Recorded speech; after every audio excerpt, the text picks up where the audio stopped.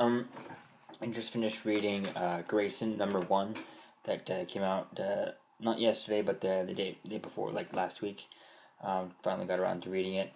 It was definitely interesting. Now I read bits and pieces of Forever Evil as it came out, and it didn't follow it completely. So I definitely knew like the whole story, like kind of the gist of it. You know how Nightwing gets his identity revealed, and that's why he has to become just Grayson. He can only be Nightwing because the identity of Nightwing is revealed. So now he's just a secret agent and stuff like that. Which I like the idea of it, but I still kind of like it. Just the idea of him joining this organization to me is just not what I would want. Like I would want this.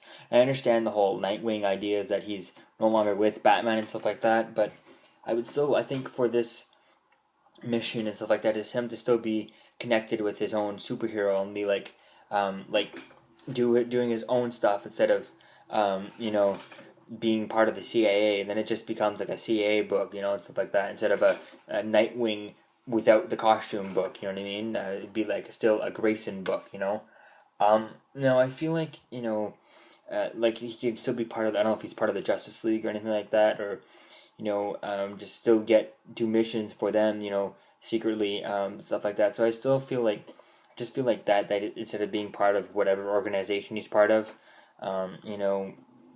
but other than that, it's just one thing that I would prefer for the story.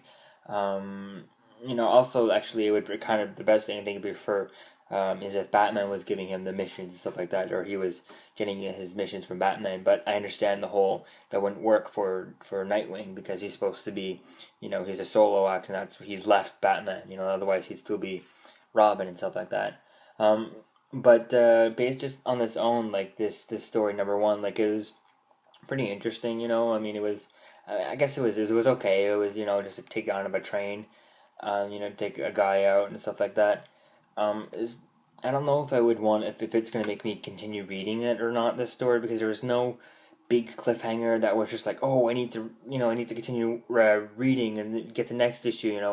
Making me desire the next issue. Like I want to read the next one now, which I don't feel like that with this one. So it just feels like it's a one.